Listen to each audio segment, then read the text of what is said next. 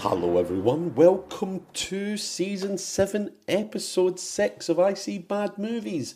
The final episode of Season 7. I'm one of your hosts, Dave Keane, and I am joined by the 8th dimensional wonder of the world, Emma Spicer. Hello. Hello. How does it feel being 8th dimensional? It feels great. Yeah. I must say, you know I wear was. it well. You wear it very well. Does that mean I'm a pyramid going by Killer Eye? Oh, yeah, I know. So, I mean, this is a little bit of a clue to the film we're watching, other than the fact it was the title of the episode you're listening to. Yeah. This is our second foray into the 8th dimension after the Killer Eye. Yeah. Yeah, so we know there's pyramids. If there's no pyramids, I'm going to feel cheated. Someone's lying. Yeah, and if there isn't a tentacle softly rubbing a lady, then I'll feel even more breast, cheated. I believe, wasn't it? It was on the breast, yes. But after the last episode, I didn't want to talk about... No, it wasn't last episode, it was the episode before, Leprechaun 4. Oh, yes. And I wanted to lay off the breasts. I don't want to be too forward with the breast. No, none of this is right. None of this is right. Emma, would you like to tell the audience the name of the movie that we are watching tonight? Oh, well, the whole name is very The long. whole name. Okay. It has to be the whole name. It is called The Adventures of Buckaroo Banzai Across the 8th Dimension. It is indeed, yes. And the most amazing thing is, I'm actually holding the DVD in my hand. Gone back 20 years. It's so great to have this. So there's a couple of things to say about this DVD. One, we're going to have a much nice, longer sort of synopsis of the film, because it's not just like 2 or 3 lines written by Jeff from Sao Paulo in Brazil on IMDb. And also, this DVD was loaned to me by my pal Ed, who also loaned us Attack of the Killer Tomatoes that we've watched as well. I can't remember if we watched another one of his films. If you've heard me mention Ed, it's because he loaned me a load of DVDs for us to watch. He loaned you quite a few at one point. Yeah. I can't remember which ones we watched. Earth Girls Are Easy was another one. Oh, okay. That's it. So this is the third. He gave me 5 DVDs, but the other 2 haven't fit into any categories Did we do we've done. Earth Girls Are Easy on the Big Stars Bad Movies? Yes, we did. Yeah. Yes, it was. And Attack of the Killer Tomatoes was killer inanimate objects. Yeah. But they were quite bouncy tomatoes, so they weren't technically inanimate. I don't know if that counts. Well. But then we did do a killer arm in killer inanimate objects as well. And arms are famously not inanimate. No, was that body parts? Oh no, that was body parts. Of course it was. Yeah. It was literally in the film Body Parts. Yeah. So yeah. No. Ignore me. I'm talking absolute nonsense. No, I think we're okay. We are okay. Yeah, we are. We did It's Killer logical. Sofa. Killer Sofa. Rubber. Yes.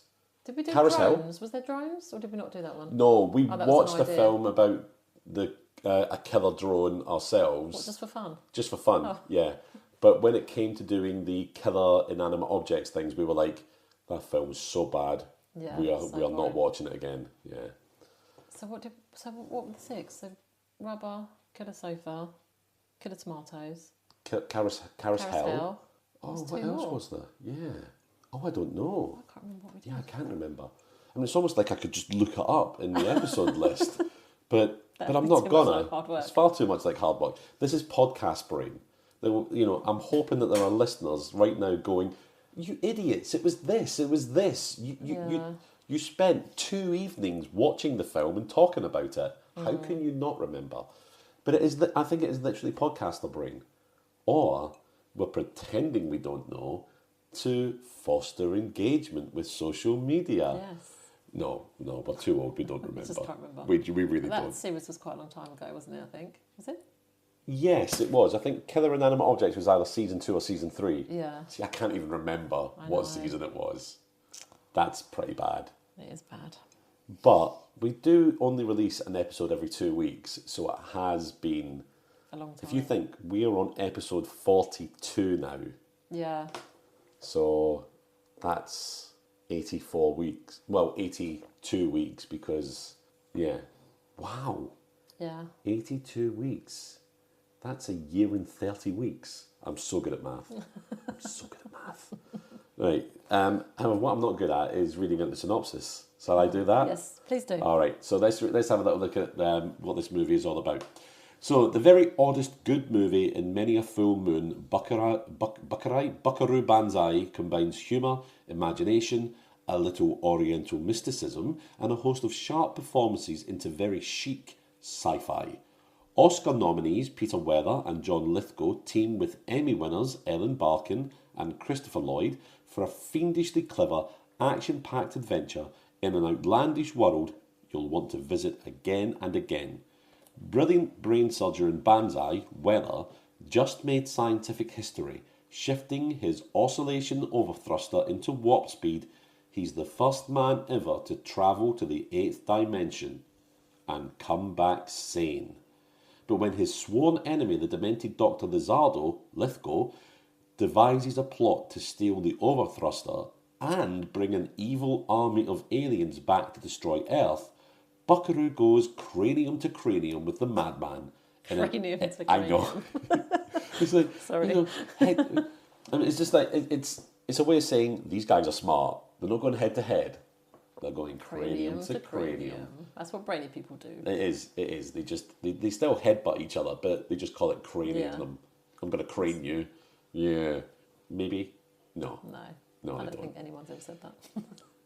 So I'd like to know whoever wrote this thought. Yeah. I'm gonna open up the thesaurus, look at head, and look at different words for head. There you go. Cranium. Yeah. Bless him. Nice. So he goes cranium to cranium with the madman in an extra-dimensional battle that could result in is there a the missing there? That could result... No, it doesn't. No, it doesn't have to be a the there. That could result in total annihilation of the universe. There we go. That's our film. All jam-packed into a sweet 1 hour 30 plus runtime. So thank you very much, Buckaroo Banzai, for that. Shall we flip a coin and figure out if we're going to be talking about the good bits or the bad bits? Yep. And then, is it me picking? You literally just told me if it was me or... It's you picking, it is me. yeah. You take the cards. I'll insert the fanning sound effect. Do you not remember our conversation last episode when I fanned the cards out and it just looked like I'd soiled myself, or sounded like I'd soiled myself? It didn't look like that because I want to chuck you out. I'm not good with bad smells. No, I don't blame you. Let's flip this coin and then we can figure out if we're good or bad. Good? No, we're going to talk about the bad in this episode. Now, this is a bit of a... This is a, cult classic, this film. Oh, okay. So I'm thinking there's probably, hopefully, a lot of actual good stuff in here. So, bad could be... I don't know. Okay. It might just be really stupid by today's standards and be a lot of bad. But cult classic makes me think we might enjoy this. And if we do enjoy it, well...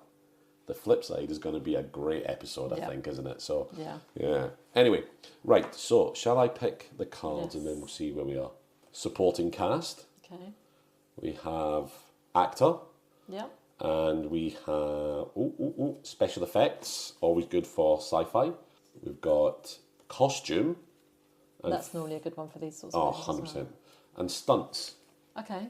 And stunts. Okay, so stunts. Are we getting actor quite a lot lately, or am I imagining that? I think we are. We seem to get either actor or actress a lot. Yes. And we did have a little bit of a meeting, not on the podcast, a little bit before we started recording tonight, and we've decided that we're going to take actress out and make this. Yeah. Women should be at home cooking and cleaning. No, what I mean is we're going to take the separate card of actress out. Yeah. So that, and this is going to be actor. Because otherwise, sometimes we get actor and actress, don't we? Yeah. So this is just best actor overall. And to be fair, a lot of the terrible films we watch really do just cut out any female parts or any decent female parts as well, or they just don't exist in the first place. So it can be difficult. But if we cover actor, actress, then it gives us more option to talk about, and that's the main thing. Anyway, right, Emma. So with all that in mind, are you ready to go slot the DVD in the tray? I've got a fun remote control to the DVD player. Oh, Jesus. Oh, no, I should have warned you it was on DVD, shouldn't I? So we would have been ready for this. Yes, it's fine. All right. I think. let's go watch The Adventures of Buckaroo Banzai Across the Eighth Dimension. Or TAOBBATED for short. Okay. What language was that? I'm thinking it was quite possibly the language of the alien evil army. Why is it always an evil alien army that wants to come and destroy Earth? Yeah, where's all the friendly aliens at? Yeah. Oh, they're in Gina Davis's swimming pool. Oh, yeah, true. That's where they are. In that tiny little spaceship. Yeah. That can enlarge and shrink. It's Weird. at whim. And that's the thing as well. I know we should be talking about Buckaroo Banzai. TAOBBATED, but what got me is when they got into the ship, they shrunk in Earth Girls Are Easy, and when they left the ship, they enlarged. Yes. But there was no like middle room for that to happen. No. So that must have felt like agony, as part of your body was small as you're leaving the ship, and the rest of it got big as you're. These are the questions that keep me up at night. These are the real questions. This is the nitty gritty that we need to. I thought you were going to say these are the questions that send me to sleep, David. No, these are the important questions. They are, and you know what? I don't think our government's doing enough to answer them. I don't think they are. I don't think they are. God damn them. I really don't. I think I'll write a strongly worded letter to Keir Starmer. Do you think he'll care? No. He should. God damn him. Maybe Angela Rayner will. He's too busy putting more and more tax on us and yes, he is. Pensioners, yeah. winter fuel, and all of that. So doubt we'll have time to read our letter. We're not going political, Emma. We're not going political. Keep politics out of it. One, I don't know enough, and two, it's a minefield. All right. Anyway, vote Green. I thought you weren't getting political. I don't. Oh dear. Right. We should run for Prime Minister. Who? Both of us. Both of us. See who wins. Share the job. Yeah, job share. You do Mondays, Wednesdays, Fridays, and I'll do Tuesdays, Thursdays, Saturdays, and we'll swap Sundays. Okay, yeah. And it'll be like whenever you remember when you were at school and you used to have those like bits of paper go round. Someone would draw a head, fold it over, and then draw a body. That'd be like our policies. That'd be our policies, yeah. I think we should, and then I'll come in and go, get rid of all tax. Country falls apart because no one's paying for anything. Oh no, but then I'll be underneath it. Apart from billionaires and anyone earning over this amount of money, because I'm a dreadful socialist / communist / Marxist. I'm one of those terrible people. Anyway, and also get rid of all the actresses. Get rid of the.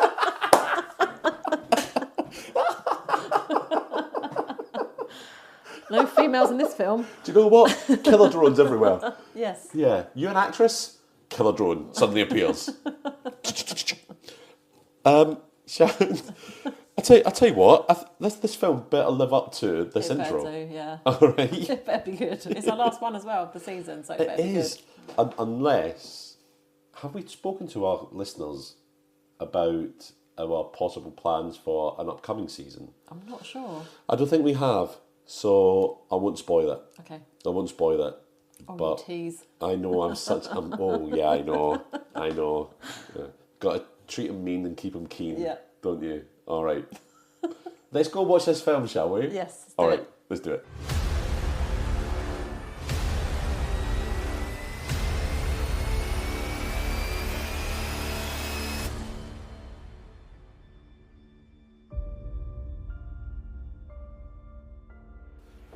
Welcome back, everyone. I wanted to be welcome back, everyone, but I couldn't be. No. Because I was so disappointed with this film. Do you know what? I actually think this might be the worst season we've done. In terms of enjoyable films. How much we've enjoyed the films, yeah. Do you That's think? true. I don't think you're entirely wrong. Yeah. What's your favourite movie so far this season, then? It's tough to pick one, I think. I'd probably say Leprechaun 4. Yeah, it's maybe. Still not great, but it was still daft enough to enjoy. Funny bits in it, I guess. Yeah, but the Adventures of Buckaroo Banzai Across the Eighth Dimension. I don't know how it's a cult classic. No. I really don't understand how it's a cult classic. No, same. I honestly, when I was watching this film, I just thought I could be doing anything else right now. Yeah. Anything else. I think there was a lot of good ideas in it, but none of it were executed very well at all. No, I agree. Like, for example, Buckaroo Banzai himself. He is a neurosurgeon, a rock star, genius inventor. He's a busy guy. But he is the most uncharismatic man I think I've ever seen in my entire life. Yeah. Peter Weller was playing him so nonchalantly cool, he was bordering on stone cold dead. Yeah. And it was just, I can understand why Peter Weller made a good Robocop. Yeah. But not a good rock star / neurosurgeon / genius inventor. That's not a compliment to an actor, is it? You play a good robot. You're a convincing robot. No, I know. Yeah. I don't think it was. I thought, God, the way this guy is sort of controlling himself being Robocop, it's amazing. No, he was just Peter Weller. He was just Peter Weller. Yeah. Kind of scary. So anyway, let's talk about the synopsis of this film. I don't think we'll be entirely long, right? We open up with a kind of a mishmash of scenes going on. We've got like a government testing facility getting ready to test like a super speed car. Yeah. We've got a neurosurgery thing going on at the same time, and we've got Buckaroo Banzai performing this neurosurgery and literally going from that to doing this test drive with this car. So he gets in this car, he blooming gets himself going, he's going at 500 odd miles an hour, he's zipping along, he's going really fast. He turns on this little accelerator machine, or whatever they call it, and he goes through a mountain. Yes. He goes through the mountain. Yeah, he just drives straight through a mountain, doesn't he? Not through a tunnel. There is a weird little laser thing. Yeah, he uses this laser thing, I think, to, I don't know, maybe... It doesn't really make a lot of sense. Cut through space and time, who knows? I guess, yeah. Maybe. And he goes through this mountain, but he passes through the mountain in the 8th dimension. And it's like, okay, there's all this weird stuff going on and blah, blah, blah. And he comes out the other side of the 8th dimension. Bingo, bango. On the other side of the mountain. He's fine. Everyone's fine. But there's this kind of weird substance on the car. And under the car, he finds this little... At first, I thought it was like a brain. Yeah. But it wasn't. It was like some kind of, I don't know... biological mass kind of thing. Yeah. Okay, so whatever it is. And everyone's all go, wow, you did this, you did that. And what really amazes me, right, is there's this news, it's all over the news that he went through the 8th dimension. And he's the first person to go through the 8th dimension without losing his mind, blah, blah, blah. Yeah. And it's being reported on the news. I'm not entirely sure that a government experiment like that it wouldn't be. It'd be top secret, wouldn't it? Yeah, because how could we use this to maybe send troops through the 8th dimension to go and attack those damn Ruskies, that kind of thing in the 80s. So that was really weird. But what that does do is it's being reported on the news, and that introduces us to John Lithgow's character, Dr. Lizardo, who is in an asylum, clearly off his rocks. Yeah. But he kind of gives himself electric shock treatment. Yeah, he does, doesn't he? It's weird, yeah. It is weird. It's a bit crank, isn't it? But he does it and I think he does it to bring back his memories or something. I don't know what he does. I didn't really know why he was doing it. But possibly. It cuts to the past with Dr. Lizardo as a younger scientist doing the same experiment himself, but not in the salt flats, not in a high-speed car. And he's doing it, I can't remember the name of the colleague that he's with.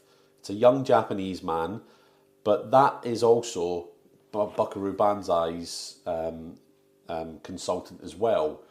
And it turns out that this is in the past. Dr. Lizardo tried to go through the 8th dimension, got stuck in a wall, saw a load of aliens. Lost control, hit a wall. What's that but from? He's all right. Oh, it's a song. What are they called? Supergrass. Were they called Supergrass? Supergrass, yeah, that's it. Yeah. Oh my God. The only reason I think of Supergrass now is Caught by the Fuzz for Hot Fuzz. Oh, okay. That's what's stuck in my head. Emma, I'm really sorry. I don't have my glasses, but I'm going to have to look this up. Okay. But yeah. So Dr. Lizardo's colleague during his failed attempt is Buckaroo Banzai's colleague. But obviously, Buckaroo Banzai perfected it, whereas Dr. Lizardo failed it. Yes. So Dr. Lizardo decides, I am going to get my hands on this accelerator thing so that I can get to the 8th dimension, etc. So he decides to try and escape the asylum, Yeah. and which he succeeds very easily for whatever reason. But there's a little bit more to Dr. Lizardo that we find out later in the film. I've already forgotten the name of the aliens in it. Oh. I've already forgotten them. They are... Not sure I've wrote it Yeah, down. I know. What are they called? You've got red versions of them and you've got black versions of them. Yes. The red versions are evil and the black versions are good. Anyway, I'm jumping kind of ahead of ourselves a little bit. Yeah, so Buckaroo Banzai, he then... I forget the timeline here, but he is having a gig that evening because, you know, what else you do? Brain surgery, race a rocket car, do a gig. Yeah. The music was fucking awful, might I add. It was awful, yeah. It was so bad. And I was like, yeah, you're not even a good rock I musician. wouldn't bother doing the gigs, yeah. Yeah, just be a Maybe give up that neurosurgeon. hobby, yeah. Yeah, hang around in the 8th dimension. Just you know, maybe they're better at songwriting. Who knows? And he's doing this gig, and some woman is really upset in the audience, and he kind of stops the gig halfway through and starts talking to her. Yeah. She then pulls out a gun, goes to shoot herself, but I think somebody knocks her arm or whatever, and she shoots the air, and everyone thinks, oh no, she's here to kill Buckaroo Banzai or whatever. Yeah. So anyway, she gets arrested, and then Buckaroo Banzai is like, he kind of recognises her. I mean, you would recognise your dead wife, wouldn't you? Yeah, you'd think so, yeah. You know, turns out, ultimately throughout the film, she is the twin of his dead wife. Again, can I just say, why? Why? No reason, really. There's no It explanation. doesn't do anything to the film. It doesn't do anything to the script. It doesn't move any plot It's along. irrelevant to the story. Completely irrelevant. But we get that a lot in these movies. We're always going, but why did they make it that way? Because it didn't actually affect the plot at all. It takes more explaining Yeah. to have that happen than not. Yeah. And if it doesn't make any difference to the script, it doesn't make any difference to the story, why waste our time? I know. We are old. I'm old. You're younger than me. I don't need the extra 5 minutes of the movie that took up. And we want to go to bed. Yeah. I have to drive home from here. I know. Late at night, and it's scary. I have to You constantly should have check. just gone for the 8th dimension. You would I have got should, there oh quicker. my god. Oh, why didn't I think of it? You haven't perfected it yet, have you? I know I haven't perfected it. I haven't. But yeah, anyway, the next day, Buckaroo Banzai and his team, because he's got a team, you know, what they call the Hong Kong Cavaliers are what they're called. Yeah. Again, why? Don't know. Because, you know, No Hong explanation. Kong, Japan, Banzai, Hong Kong, they're the same countries, your clearly. guess is as good as mine. You know, oh, I'm writing a script, I'm going to throw some Asian stuff into it. Oh, Japan, Hong Kong, yeah, they're the same place. Yeah, Yeah, that'll do. it's all the East. It's Yeah. all Oriental. It's all over there. Mumbo jumbo. That'll do. Honestly, it was so lazy, so painful. Yeah. But he goes and he basically goes and gets this woman released into his care. Yeah. It's like she's arrested for, we think, trying to assassinate you, even though she was trying to shoot herself in the head at this gig. Yeah. But yeah, don't worry, we'll look after her. She's no problem now. Fine. And then he takes her to a conference about, like a news conference about his 8th dimension trip. Yeah. And she's there on the panel with him. I know. He's answering questions of journalists, and she interrupts. She's like, oh, so it was like a mini Big Bang kind of thing. And he's like, yeah, that's exactly what it was. And it was like nonsense science back and forth for this trip to the 8th dimension. Anyway, the news conference the camera keeps cutting to these two weird guys just sitting there watching the news conference. One of them is an actor that you would recognise from a lot of 80s movies as that weird guy. You know the one, you mentioned him, the one from Ghost? Oh, yes. I don't know what his name is, though, what the actor's name is. But yeah, he's the one that goes... Guess it. Oh, no, he's on Ghost. And is he also on... No, it is on Ghost when he goes, "Get off my train." Yes, That one, yeah. that's the one. Exactly the one. Get off my train. But you will recognise him from a lot of 80s movies. Basically, if you want a weird-looking actor, Yeah, he's that's your guy. And Ron Howard's brother isn't available. You know. I mean, that's not a great thing to be cast for, is it? I don't know. We need a strange-looking guy. He's been in more movies than me. Yeah, but... And I'm kind of weird-looking, so... No comment. I was kind of hoping you wouldn't pull the no comment there, but fine. I was maybe listen. Right, remind of yourself: never fish for compliments from Emma. They are not forthcoming. No. Anyway, never have in all these years, David. So no, it's never happened in all these years. Why would I expect it now? try. It's like the pressure of having to do it in front of people and it being recorded on the internet. I thought, will you be that mean? Yeah, you will. Yeah. And to be fair, I appreciate the consistency. Yeah. If you had deviated, I'd You'd be like, what's happened? Whoa. Maybe you've been replaced by one of these aliens. Oh. Anyway. Yeah. So this conference gets... these two people are just sat there. This conference also gets interrupted by someone coming up to him in an army uniform saying, Mr. Banzai, the president wants to speak to you. So Buckaroo goes off. Sorry, I said Buckaroo then. I just can't stop thinking about the game with the donkey. Yeah. So he goes off to have a phone call with the president. But in the I don't know how this happens. He somehow gets an electric shock. Yeah. And it kind of weirds him out. And he can see the aliens now. He can see these 8th dimensional aliens that are in the world. And he comes back into the conference just in time for these two aliens to be like, we're going to kidnap the colleague, the Japanese colleague who was in Dr. Lizardo's science experiment many, many years ago as well. Yeah. So I think the idea ultimately turns out to be they're going to use this accelerator to access the 8th dimension and get more of their the red aliens to come through. So a big sort of chase ensues. They're trying to hunt down the aliens and catch them, and they get off with the doctor, etc. But it's so convoluted. So many weird little things happen. At the same time that this chase happens, there's another alien kind of spaceship fly over and gets shot by some hunters and crash lands. Now, in that ship are some of the black aliens. We'll probably talk about it, but the spaceships are quite different from each other, aren't they? Yes, they are. Yeah, two different kinds. Yeah, they're very different. Yeah. And I think it's because they're both weird looking. Yeah. But one of them is obviously the red aliens, one of them is the black aliens. Yeah. And again, this is where the movie is really, really, really lazy. Okay. Yeah. They're called the black version of the aliens. And when they're in their human form, they're all played by black actors. Yeah. And it's like, I wish I could remember the name of the aliens in it. It's going to really frustrate me. And even if I could you not read see it online? Do you want me to have a look? Could you? That'd be really helpful because my eyes are not working at all properly. It is quite disturbing. Yeah.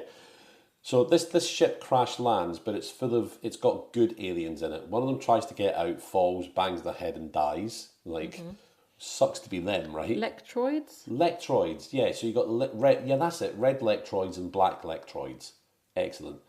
And that must be, is that where they're kind of alluding to this electric sort of pulse came from? I guess so. Electroids? Oh, I don't know. Maybe. So yeah, this... From Planet 10. Yes, it is. Planet 10 in the 8th dimension. Weird, yeah. I know. So this extra ship, this crash landed, has got these black lectroids in them. And the red lectroids that have kidnapped Buckaroo Banzai's science and engineering colleague then go to hunt that ship down. Buckaroo finds them, the ship, and the van that's got his colleague in it, gets his colleague back, and they all go back to Buckaroo's compound. Yeah. Okay? Where they do all their science shit, and they all hang out, and everything's great. So, this is happening. We have, a like a phone call with the president, who's in a weird contraption because he's got a bad back. Yeah, that was odd. We'll probably talk about that. Yet again, why? No reason at all. No, the president's got a bad back. Doesn't add anything. It's not relevant to the storyline. Nothing at all. And it's not even like, oh, you're adding something cool and funny in. It's just the president in a weird machine. Yeah. Yeah, make it make sense. Make it make sense. So like, there's this conversation with the president, etc., talking about like this oscillating accelerator machine that Buckaroo Banzai's created, and then some aliens attack the compound, and they kill someone. Again, one of Buckaroo Banzai's many followers, etc., and they kidnap his. They kidnap this woman that is the twin of his ex-wife. Yeah. So they kidnap her, take her away, not realising that Buckaroo Banzai had given her the device that they're after. So they don't know she's got the device. They just think they're kidnapping her to trade for the device, perhaps. I guess so. I guess. But at the same time that happens, they also fatally wound another one of Buckaroo's team members in their escape. Yeah. But at the same time, one of the black Lectroids infiltrates his compound and gives the Buckaroo Banzai team like a recorded message from the leader of the black Lectroids. Again, played by a black woman, very on the nose. It is a bit, we are the black Lectroids, so we have to be black people. Yeah. We are the red Lectroids and we are white. Fair enough, but it's anyway. I just found it really odd that was the decision they made. So the leader of the Black Lectroid says to Buckaroo Banzai, "Right, this is what's happening. There's a load of exposition dump.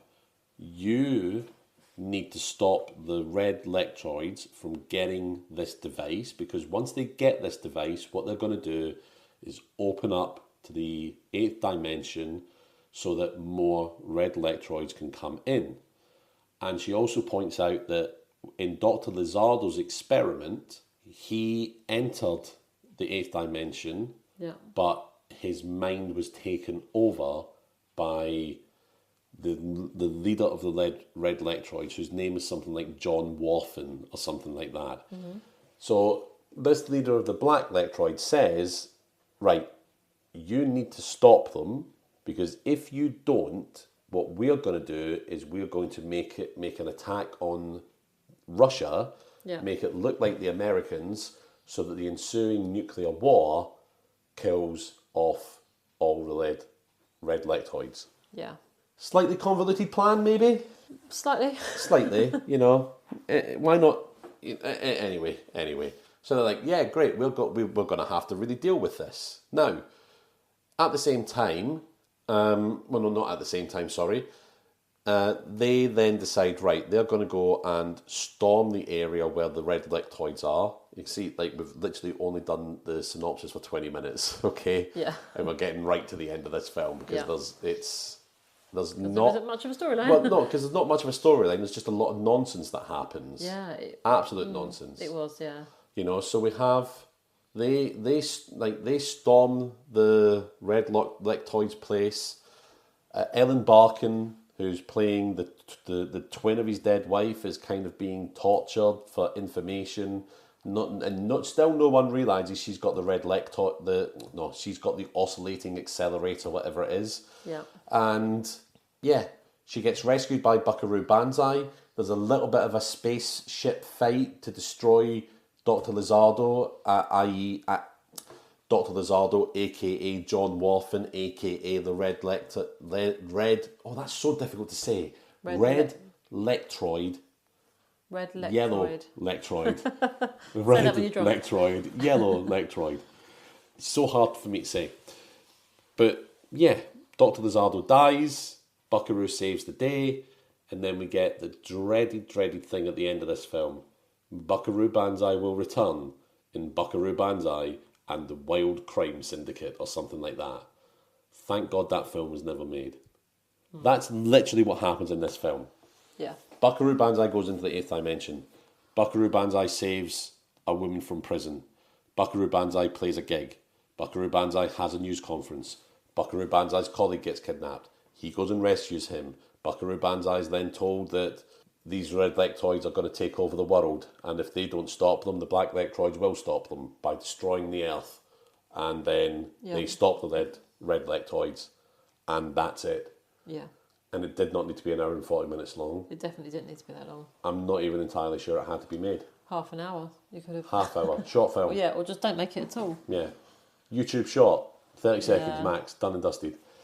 I know some people might really love this film because it's a cult classic. Yeah, I'd be interested to know what people love about it. Yeah, I really they would. do. Is it like the aesthetic thing, the idea that he's this amazing kind of wish fulfillment fella? Yeah, I just don't know. So disappointed with this film. I had high hopes. High hopes. It wasn't a great finale, was it? No. Season. No, it wasn't, and I was really upset because I wanted this film to be the finale because I'd heard that it was like a great film, and I'm kind of upset about it. No, I'm not upset about it, but I'm being overly dramatic about it. But it just wasn't an enjoyable film. Very little to bring it back. However, the good thing is we're talking about the bad stuff on the main episode. Yeah. So we do have several categories here to get through. We've got actor, stunts, costume, supporting cast, and special effects. I'd written them down in exactly the same order apart from the last two. That never happens. I'd written them down in exactly the same order, apart from the last two. Yeah. Yeah. I'd written down the first three in exactly the same order. And then it was 50-50 on the last two, wasn't it? It's late. It's late. I'm tired. I've had a stressful week, as you know. You have had a very stressful week. A lot of stuff's been going down this week. Yeah, a lot of stuff has been going down. You know, give me a break. Yeah, fair enough. I will absolutely give you a break, considering the kerfuffle that your week has been. I know.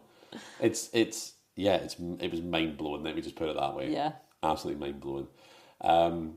But at least you weren't having to fight against the red lectroids. I wasn't having to save the Earth. You didn't have to save the Earth. You didn't have to. That's always a bonus. You didn't have to do neurosurgery.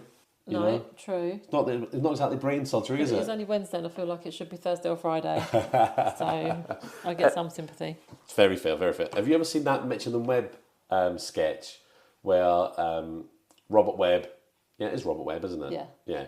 They're at a party and he's being introduced to some people and they're like, Yeah. oh, what do you do? And he's like, oh, I'm a brain surgeon. Yeah. And he's like, yeah, oh, that must be really difficult. Yeah, it's incredibly difficult. Yeah, I had to train really hard for it, but, blah, blah, blah. Yeah. And he's like, so what are you doing? And one was like, oh, I'm an architect. And he's just like, wow, it's not exactly brain surgery, is it? Yeah. It's hilarious and hilarious. And then David Mitchell comes in and he's like, he gets introduced and then he's like, oh, so what do you do? And he's like, I'm a rocket scientist. Yeah, I think I have seen it. Yeah. What do you do? Brain surgery. Well, it's not exactly rocket science, is it? Yeah.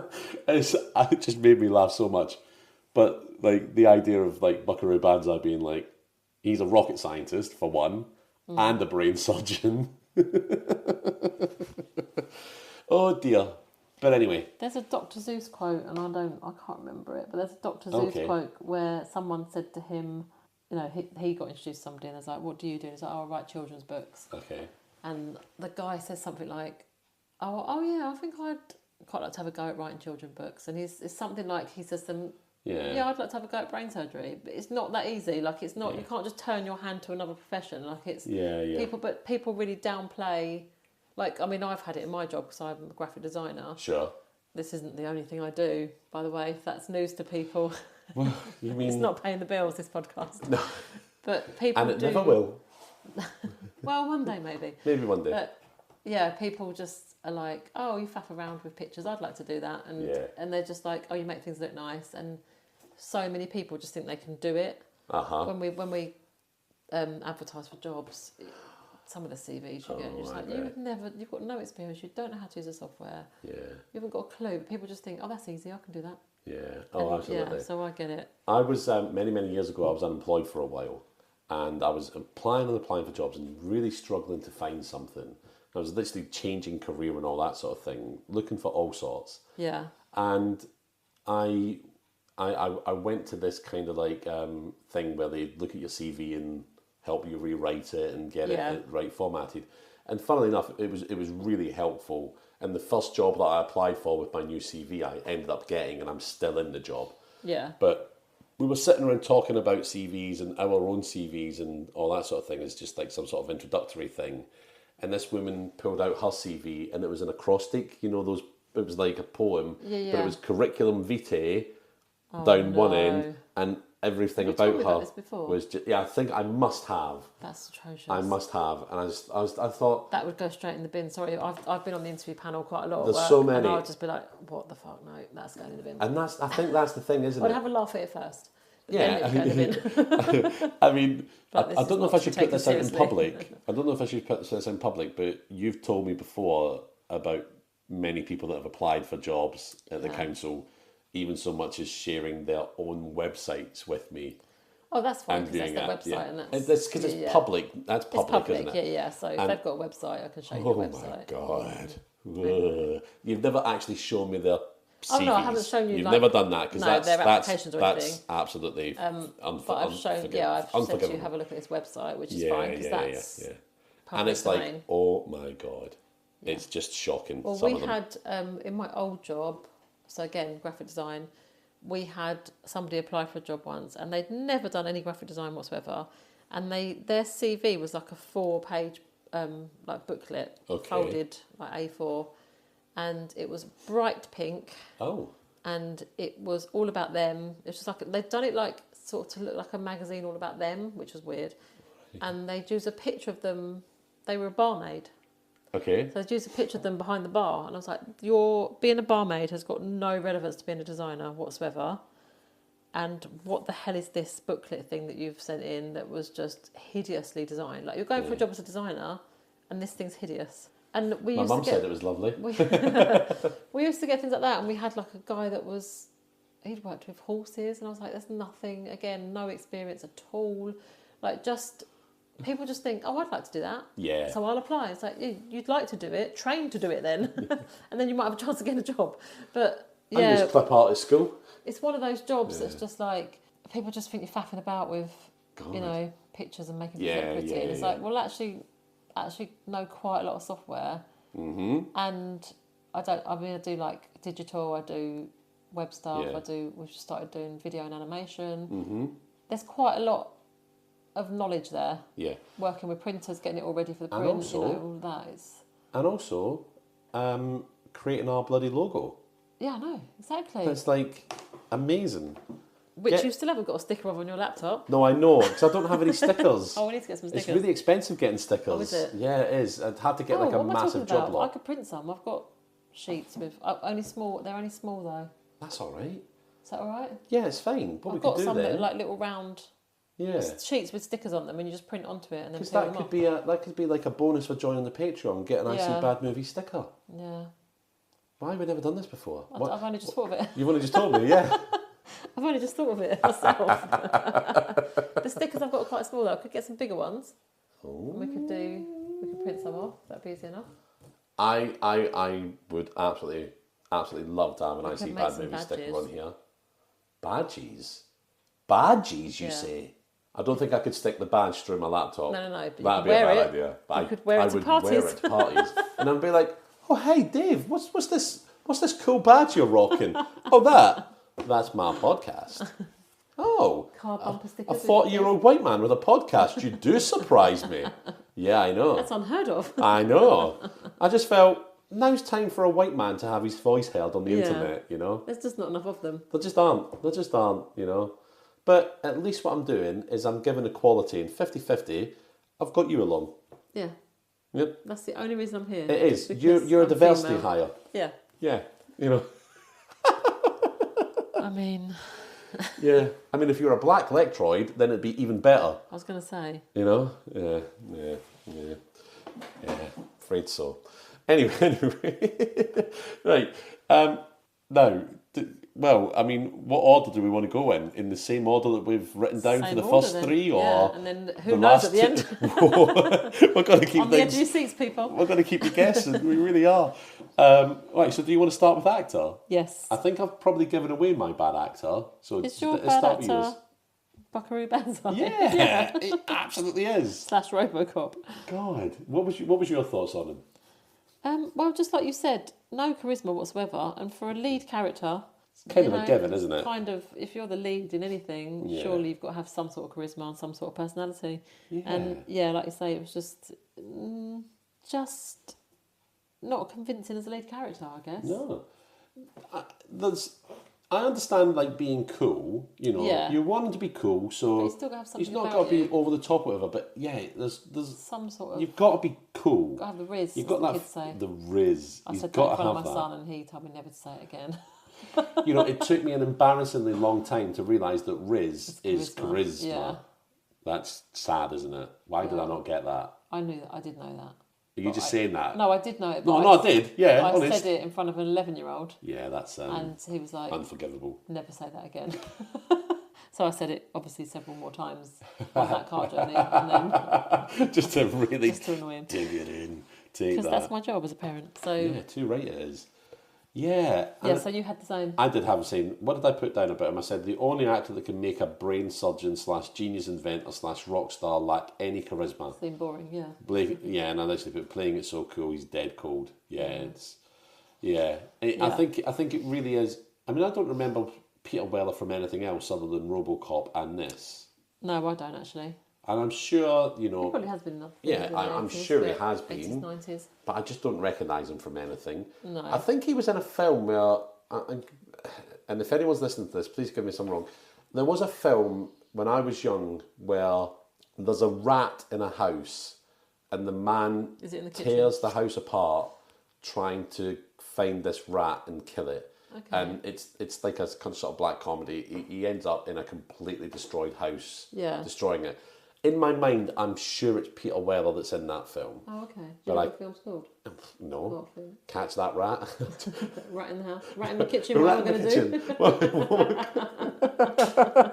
What was that? Rat in my kitchen? Yeah. What am I going to do? That's a song, isn't it? What is that? There's a rat in my kitchen. What am I going to do? Oh, I've never heard that before. Have you not? No. We can't play it because of copyright. No, I can't play it, but I'm going to look it up and I'll play it to you after. Yeah, absolutely. Now I'm... Yeah. UB40. Oh, was it a UB40 song? Oh my God. In my kitchen, M-I, not M-Y. Oh yeah, because, yeah. Whether it's their original song or whether... I'll play it to you when we can't take us copyright. Is it any good or is it awful? No, it's not a good song, but I'm surprised you haven't heard it. Yeah, I thought it was quite well known. UB40 wasn't a band that was particularly liked in my house because it just wasn't. They just never got played. Yeah. There's a lot of those bands that like them and Simply Red that never got played in my house. My mum liked Simply Red and UB40. No, was it my mum that liked UB40? Yeah. Yeah. Madness seemed to always get played. Did it? But yeah. I don't know if they got played in my house. Very odd. I was on a train with Suggs once from Madness. Oh, were you? Yeah, because I think he lives in Whitstable. Oh, okay. And he was literally just sitting right across from me and I was like, that's fucking Suggs. that's fucking Suggs. And I was on a train down from Glasgow to London, right? Yeah. And Keris Matthews from Catatonia? Oh, yeah. She was sitting behind us. Oh, okay. She was hilarious, right? She was talking to someone and she was like, I've never been in first class trains before. My mum had booked us a first class train to go from Glasgow and back. Yeah. I'd paid her the money for it, but she'd booked it first class and didn't tell me. I was like, God, that's really expensive. He's like, oh yeah, only travel first class on the trains to Scotland, David. Yeah. I was like, I don't really need to. Yeah. All I got was a sandwich for it. I was going to say, what's the difference in first class? It's slightly more space, and you get a snack and a sandwich. That's about it. It's really not worth it. Yeah. Really not worth it. And how much more is the ticket? Oh, I have no idea, but it was expensive, and I remember giving my mum the money for it when she booked it because I think she booked it as a job lot as her tickets because me and my brother went up and visited family with my mum and my dad already there, and we'd left and they were still there. Oh, okay. So my mum's the organiser. Yeah. She does all that. And yeah, Keris Matthews was just there. She was like, I've never been on a first class train before. It's brilliant. Giving you snacks. It's great. Yeah. I love it. It's so nice, and everyone's so friendly. I was like, oh, that's so nice. That's so lovely. Yeah. Anyway, yeah. You been on the train with anyone famous? No. Peter Weller? Never. I've seen, Maybe he was driving. I've seen the local celebrities that live around yeah. Ashford. So I've seen Kelly Brook, Razor Ruddock, Yes. Vic Reeves and his wife. I remember you saying about Kelly Brook because I was like, Most of them in Waitrose. why don't we try and get her? Hang out in Waitrose. They all go in there because it's obviously posh. Do they really? Yeah, supermarket. Of course. Yeah. That's where I've seen them all. I need to be there. Like, hi Kelly, we recently did an episode on Piranha 3. What are your thoughts? Yeah. She's like, what, in the film or your episode? Our episode, obviously. Both. Why haven't you listened to it? Yeah. Be like, no, maybe not. All of a sudden, there's a super injunction I against can't me. think who else it is. Sure, there's somebody else that lives locally that I've seen.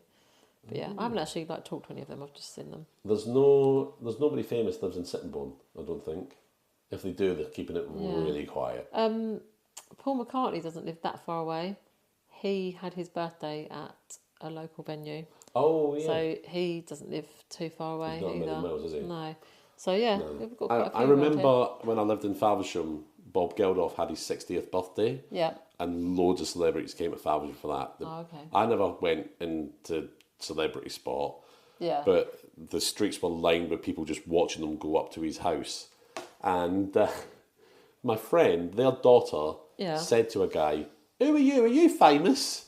And they replied back, "Apparently not," and carried on walking. Yeah. It was Bono. Oh, okay. People were like, "Sam, quite famous then. That was Bono." Yeah. What the hell?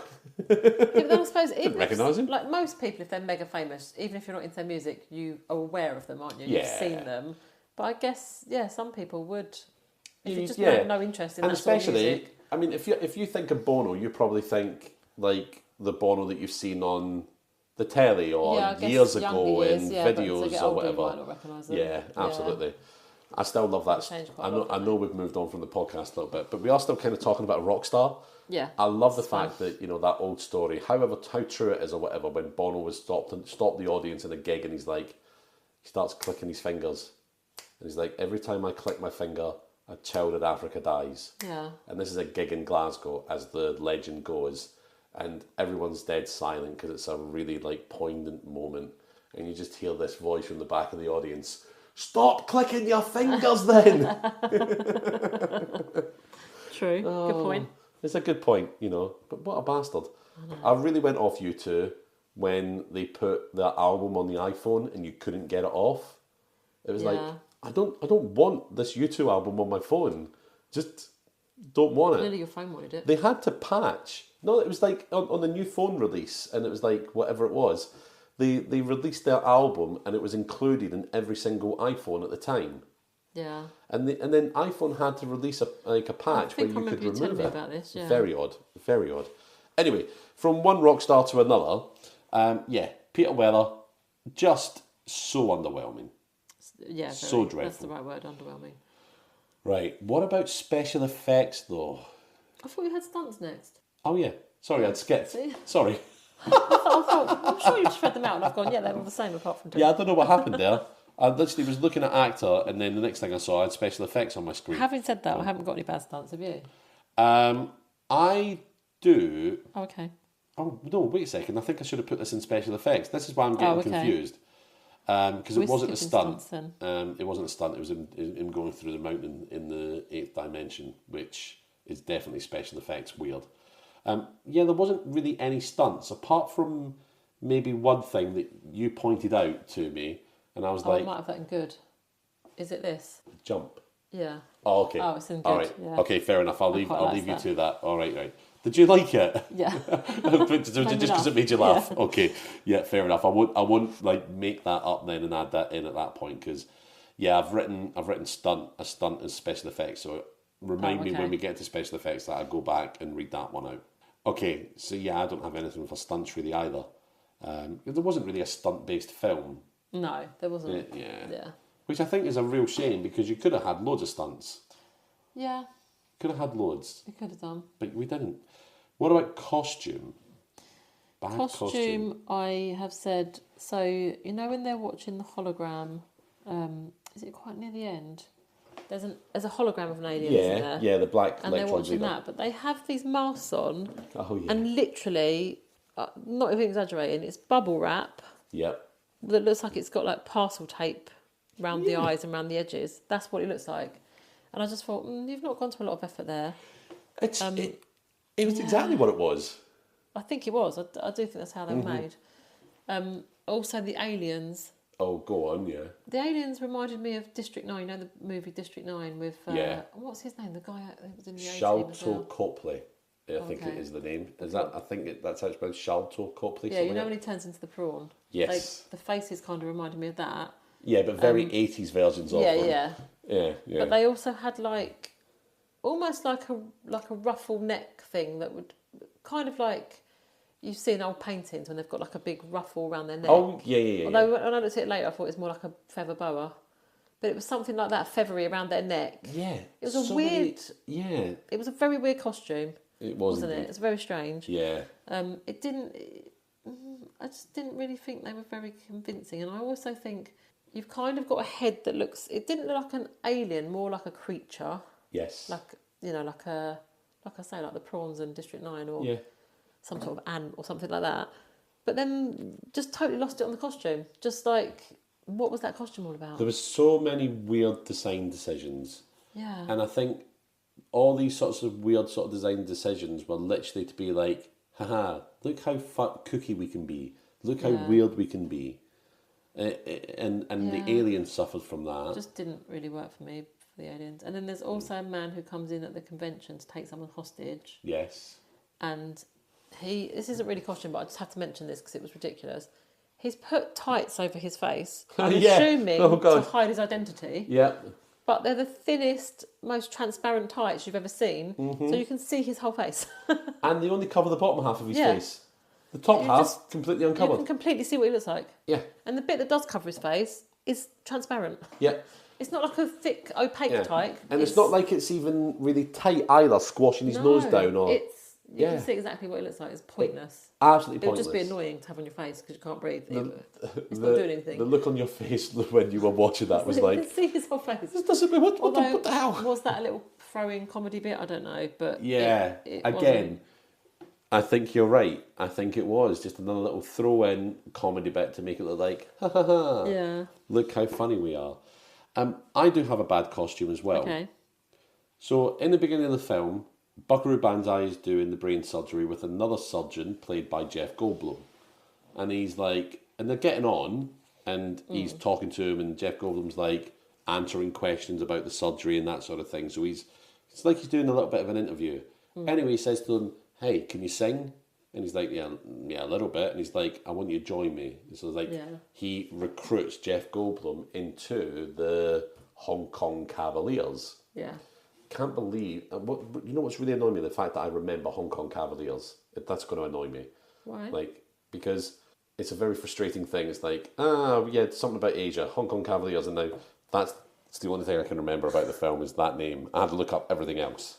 Yeah. But I've remembered Hong Kong Cavaliers. Anyway, so he recruits Jeff Goldblum, and the next day they go to pick him up from his apartment.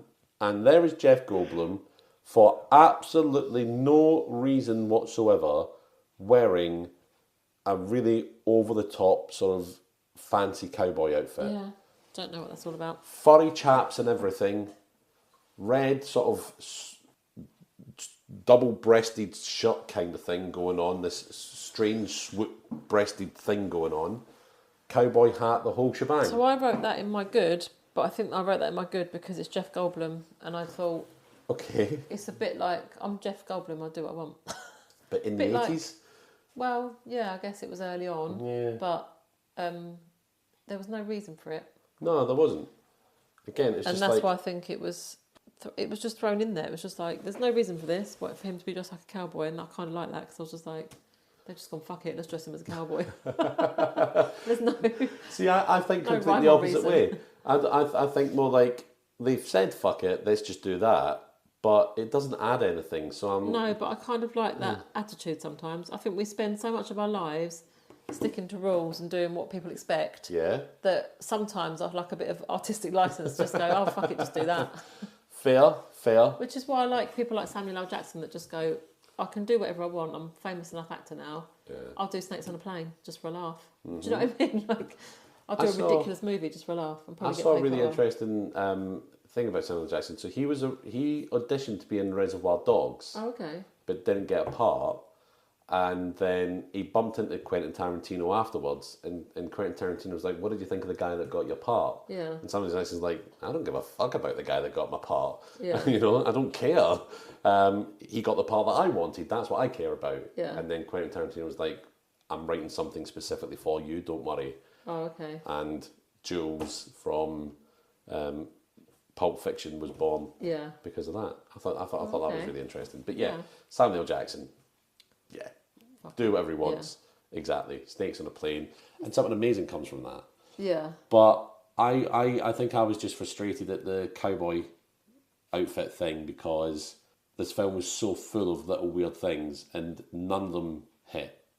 Yeah. And I don't know why that one does. Why would that one hit? And I find that interesting that actually you'll excuse it because it's Jeff Goldblum. Yeah. And I think you're wrong. Well, yeah, because like I said, this would have been early on in his career, so he wouldn't have been Jeff. But yeah, no, I mean, as famous then. I mean, it's like, that it wound me up because they even mentioned it in the film. It's like, oh, why?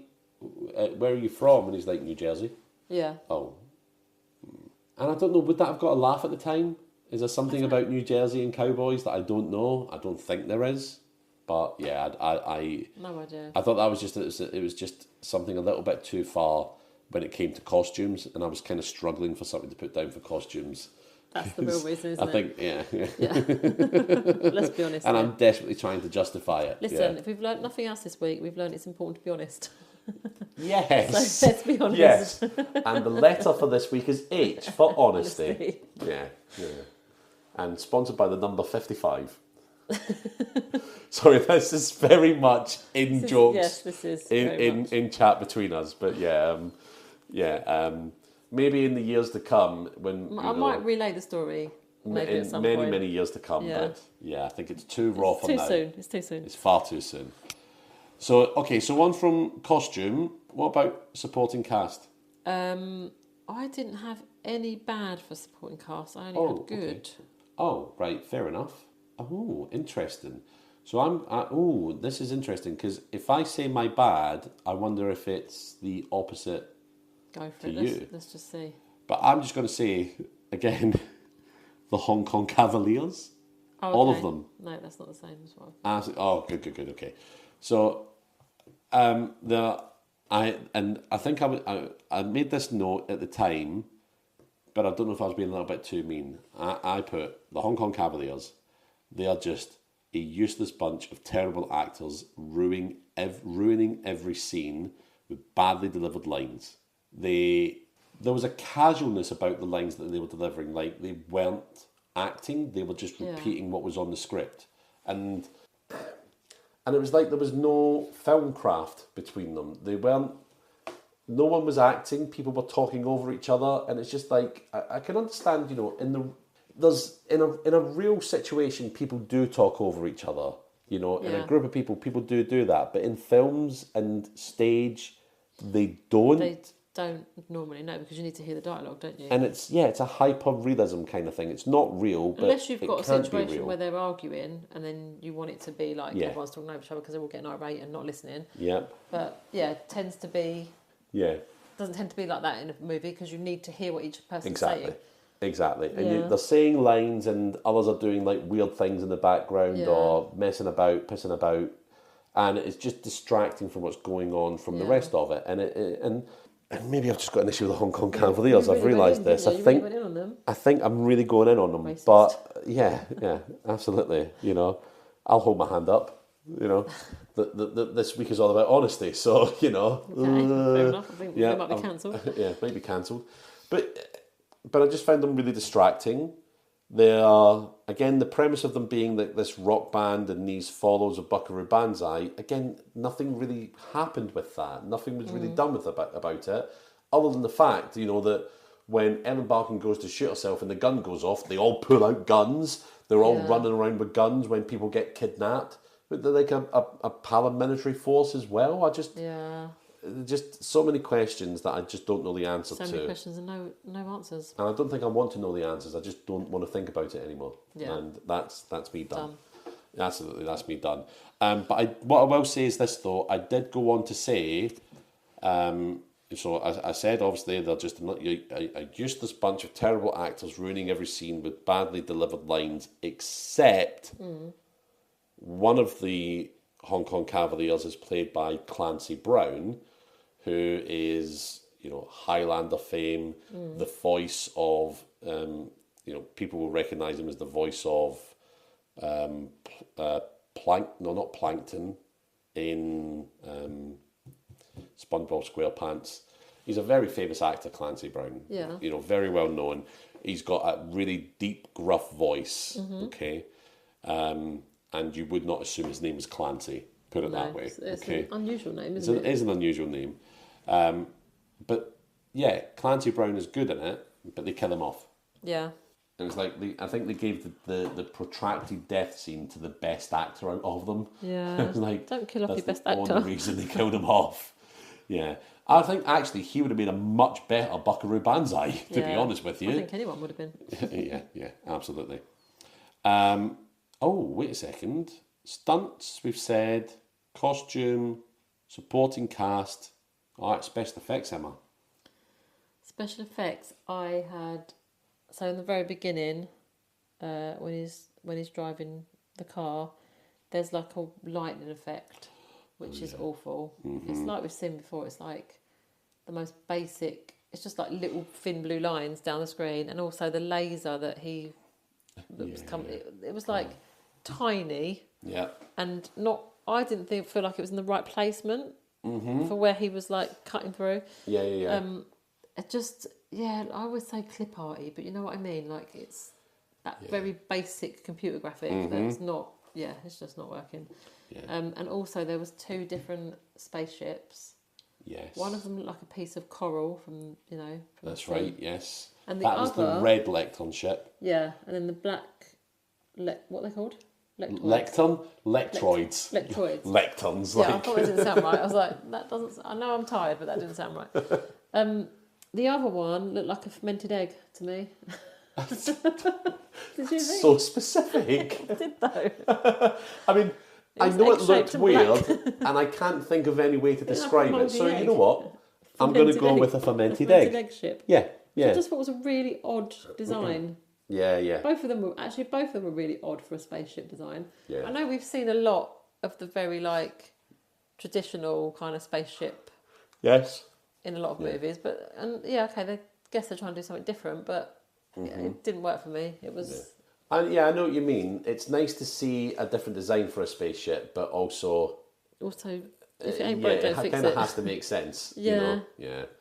I get exactly what you mean. The special effects that I put under stunts was exactly what you said. Oh, okay. The first trip through the 8th dimension. Yeah. Just terrible, as you say, clip arty, hand-drawn kind of graphics. But my other bad special effects I've got is one of the ships again, but it's the fermented egg ship when that gets shot down. So we see that flying over sort of countryside. Actually, what we see first of all are 2 hunters walking along with their guns out, and this ship goes flying over them. It's literally, it's like it's superimposed over the image, and it's just being moved around. That's what it looks like. So the hunters pull it up and they shoot the ship, and then we see the ship go down over a hill. But again, it's like it's superimposed, and it kind of moves a little bit wonky, and then it's like the person that was moving the gel with this ship on it just got bored and then just pulled it out the way, because it's suddenly going over this hill, this mountain sort of bit, and then it just goes whoop out the sky, whoop. Like completely unnaturally crashing. Yeah. And that's not how physics works. I don't care if it's a spaceship. But it did look just like, as I said, someone with this ship on a gel just going, let's do that for a bit and then whip it out the way. Yeah. Really, really awful. Really awful. But again, it was 80s, and I don't think they had much of a budget by the looks of it. Yeah. They'd spent it on all the... what did they spend it on? What did they spend it on? Costumes? All the guns. Yeah, maybe they spent it on the firefight. Maybe they spent it on hiring John Lithgow. I don't know. But yeah. I tell you what was really annoying about this film as well. Christopher Lloyd was in it. And in the 80s, Christopher Lloyd was quite big because of Saturday Night Live. Yeah. And also, I think this was pre Back to the Future and all that as well. But he was still a known name because of Saturday Night Live. And he's in it as an alien, and then you see him a little bit and you hardly see him again. And I just think, I find that really odd that you wouldn't, that he wouldn't be used. Maybe it was before he was that much bigger. Known. But when was Buckaroo Banzai? That was 1984. So it couldn't have been that long before. Yeah, Christopher Lloyd was definitely a well-known comedic actor through SNL before that time. So that annoyed me that he wasn't used to, I think, his full potential. Yeah. Yeah. But yeah, that's all I've got for special effects. Emma, I don't really want to talk about this film anymore. Can I just mention one little thing? Please, go on. Right at the end, I can't remember which aliens it is, the red or the black. Okay. But the aliens are up on this. It's like a table and chairs.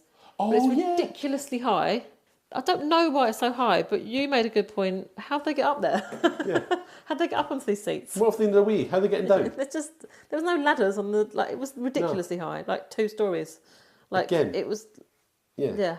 It's just one of those weird design things, isn't it? Yeah, why would it be like that, and how would they get up there? Because they didn't fly, did they? No. But maybe they... So you've got to crawl up your chair to maybe get on they it. jumped. Oh, maybe. Maybe they jumped. And it'd be a bit risky, though, because you wouldn't want to fall off. But then no, you wouldn't, would you? How embarrassing would it be to jump up to that chair just to overreach it? Yeah. Oh, I missed the seat. Oh no, I'm falling 3 meters. Yeah. I just, again, why? Very odd. Very odd. Strange design decisions, and we have to suffer them. We do. Shall we score this film now? You go first. I don't know. I'm going to give it yet. Okay. Now, there's a cop-out if I've ever had one. Now, I do have some good things. Good things? I've got some good things about this film, Emma. I've got some good things about it. I do have some good things about it to say. Not many at all. But I am going to give it half a point. Okay. I'm going to give it half a point because of 2 very specific people in it. Clancy Brown and John Lithgow. Yep. They were acting well, but the rest of the film was a mess. It was incoherent. Yep. It was nowhere near as cool as everyone thought they were making a cool film. No. And everyone involved should hang their heads in shame. I thought you were going to say everyone involved should hang. No. Whoa. I mean, that's a bit harsh. You have had a hard week. I have, yeah. My God. Yeah, I'm giving it half a point. Half a point. It should be more. Should it? It should be. Why? Because it's a good premise for a film. You've got... Oh, they should have executed it better, you think? It just should have been executed better. If you think you've got this cool character who can go off and do all these things, it's basically a wish fulfillment movie. You should want to watch this film and think, God, I want to be Buckaroo Banzai. Yeah. You don't end up doing that. No. There's no way you could. You want to be saving the world from the red lectoids. Mm-hmm. But if this is the world I have to share with Buckaroo Banzai, I'd be happy for the red lectoids to take over. Yeah. Yeah, disappointing. Yeah. I think I'm more disappointed with the fact that... Well, no, let me start that sentence again. I'm really disappointed in the fact of how much hype I had internally for this film. Yeah. And it just did not meet any of it at all. No. I've only got myself to blame. Have you though? Because you didn't write it or produce it or... Yeah, but I hyped myself up for it. Yeah. I'll give it 50. Should I give it a 50-50 blame? Yeah. 70-30? 30-70? I think it's more their fault than yours. It's 30-70. Yeah. 30-70, I'll go with that. Okay. Yeah. So, now I've scored it, Emma. I'm going to give it 0. Oh, I was wondering you might give it a minus, but 0. Okay. I was toying with the idea of a minus. Yeah. Okay. But I just don't think there was anything in this movie that I can go, oh yeah, but I like that. Mm-hmm. I just don't. Yeah. I'm really struggling to think of a reason to give it even half a point. I find it interesting because we know when the film's really bad, we'll talk through it as well. And we talked a bit, but we didn't talk much either. No, we didn't talk loads. We still watched it, but it didn't... And I think it was just because Whereas the last one, we were pretty much talking all the way through it. Yeah, the last one, we really did just talk all the way through that. Yeah. But this one, we started talking through it. We still kind of gave it a bit of attention, but I think ultimately we were just really bored by it and tired. Just so tired. I think we're getting too old. Oh God, don't say that. We might have to start just like booking days off work to record. So that we can start early and just record like 2 or 3 episodes in one go. Oh wow, yeah. Like do a day you shift, imagine that? but we'd do it in the day. Yeah, do it in the day. Start early, have a cup of coffee, get crack on. Yeah. But not a full camembert again. No, not a whole No, camembert, because not that a will hot send day us of to the sleep. year either. We've made some mistakes. We have made a lot of mistakes. We've recorded on the hottest day I've ever experienced, and we've also had the camembert coma. And we tried to record through that, and that was a struggle. What was the film we watched when we were talking about that? I really can't remember.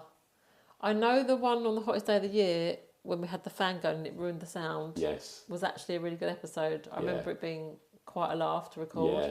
So I was really gutted when we didn't get that one. I know. I thought I found it the other day. Oh, okay. I thought I found it the other day, and because I'd saved it under bad episode 4, bad episode. Yeah. I don't know why. I was thinking it was telling it off. Yeah. And I was like, there was a recording. I was like, oh, Brent, let's play it, and it was actually just you telling me off. Oh, what was I telling you before? I can't remember. I'll have to play it to you in a second. Okay. Or maybe you weren't telling me off, or you were just saying something. I was like, maybe I clipped it as a blooper. Okay. Yeah. And I was like, oh, it's not the episode, but also that was quite funny to hear. Yeah. So if I don't know what I did with it, I don't know where I saved it, but if I find it, I think what I'll probably do is I'll release it on the Patreon. Yeah. I keep saying that, but I need to find it. Yeah. And do you remember there was one episode as well where we were sitting in your lounge recording? Yeah. And your sofa is, I just fall into it. I just sink into it. And like, we were talking away. It was late when we were recording again, because I think it's when we watched the film and recorded after. Oh, yeah. And we're talking away, and I'm like falling asleep as I'm talking, and I started speaking nonsense. And oh, I do remember, that. Yeah, that was a painful one. Yeah. Thank you for putting up with it. We've been through a lot. We have been through a lot. Podcast. And do you know what? We'll go through it again. Yep. For you, beautiful listeners. Just so you don't have to watch these awful movies. Yeah, I know. These dreadful, dreadful films. What we do for you, it's a real service. It really is. I don't feel like we're appreciated in our own time. You know what? People will write books about us in 50 years. Wait till we die and people discover this cult classic. Yeah. This will be a better cult classic than Buckaroo Banzai. Oh yeah, 100%. Absolutely right. It can't be any worse. So what we're going to do now is we're going to go record the flip side, where we're going to talk about the good bit of Buckaroo Banzai. The good bit. Yeah, literally, I've got good actor and good supporting cast. I've got good actor, good stunt. Oh. Good costume. Okay. Oh, right. Good line, a friend and I. Join us on the Emma flip side, where she'll be talking about all the good bits of Buckaroo Banzai. So I gave it half a point because I had 2 good bits, and you gave it 0, even though you've got more good bits than me. True. That's an interesting dynamic. One day we'll figure out our scoring techniques. Yeah. We might be consistent at some point. Ooh, consistency. Anyway, right, so we're going to go record that. Oh, we're going to miss out on that as well. Oh, we can't say that anymore. We can't say it anymore. We need another catchphrase. Oh. Right, do we want to start a catchphrase for each season? That feels like hard work. It does, but I like the idea of it. It's a good idea. I like the idea. I'm not poo-pooing it. Okay. I'm just saying, if you do the work, I'm happy for us to have I'll do the work. A catchphrase for each season. Okay? We'll see what we can come up with. All right, we'll see what we can do. Mind you, this catchphrase we'd nicked from someone, so it's not a lot of work, was it? No, that's what I'm thinking. Just nick a catchphrase that fits in. It might be from a movie. It might be. Do we even know what we're doing next season? No, I don't think we do. I don't think we do. So. Which season is this? This is season 7. We've got 42 episodes. This is episode 42. I feel like we shouldn't have done this season yet. We should have done the ones that got away before as season 7, shouldn't we? No, that's okay, because if we do the ones that got away, we can pick from one of the 7. Because if I remember correctly, the body parts one, we found that really hard finding suitable films for body parts. so we might not have a one that got away for body parts. I think we do. So yeah, I think having a glut of seasons to pick from for that one could be quite handy. Other than that, I'm not sure we've got any ideas for upcoming. Oh yeah, I've got loads of ideas. Don't worry. Have you? Yeah. Oh, okay. Oh yeah. Oh yes. Do you want to share them with me? I'm just going to say ninjas. Was Ninjas one? Oh yeah. Okay. There's so many cheesy 80s American ninja movies. Okay. I mean, there's even one which like a Jim Carter thing, where this guy is a gym expert, but he goes off to be a karate expert and fights this whole kind of gauntlet of things to win. Oh my God, It looks amazing. But there's all sorts of things. But definitely the world of the ninja / samurai, especially if you ever heard of the movie Samurai Cop. Yeah. I've heard of it, I've not seen it. That movie is right up our street. Oh, okay. That would be hilarious. It's awful, but it's so stupidly awful as well. Yeah. So anyway, not giving everything away, dear listeners. And of course, we're waiting to do our Neil Breen series when we get our 6th movie, aren't we? I don't know. Should we do Neil Breen as a series though? Maybe a special. Or maybe like do 6 special episodes that are released independently. Yeah. For him, maybe not. I wouldn't say between seasons because seasons take forever to come out for us because it's 6 episodes. But yeah, maybe. Oh, by the way, a bonus thing. Dear listeners, you are getting the very rare main episode I See Bad Movies team meeting. This is normally reserved for our Patreon members to get this team meeting. We normally have a meeting in the Patreon. Yeah, we do. But which I'm not sure is what people are signed up for, but. Well, it's only $3, so thank you for mentioning the low cost there, Emma. Yeah. True. So yeah, if you do want to hear the good bits of Buckaroo Banzai or the flip side of any of our other movies that we've watched before, there are 42 episodes. Well, at the time of hearing this, there'll be 41 episodes. Yeah. Unless you're listening to this in the future, way in the future, in which case there are currently 42 episodes on the Patreon, but there's probably 43 by that point. Yeah. You know what I mean. Yeah. I'm going to stop talking about that, but absolutely, you can come and hear the opposite of what we talk about on the Patreon, www.patreon.com/ICBadMovies. If you join us, it's $3 a month, and you get, obviously, all our back catalogue. We also release the main episode a day early, if I'm not too busy to get it released a day early. But yeah, it's usually released a day early. So if you just can't get enough of us, then that's going to be the one for you, all right? But thank you very much. And no thank you to Buckaroo Banzai. It's goodbye from me. It's goodbye from me.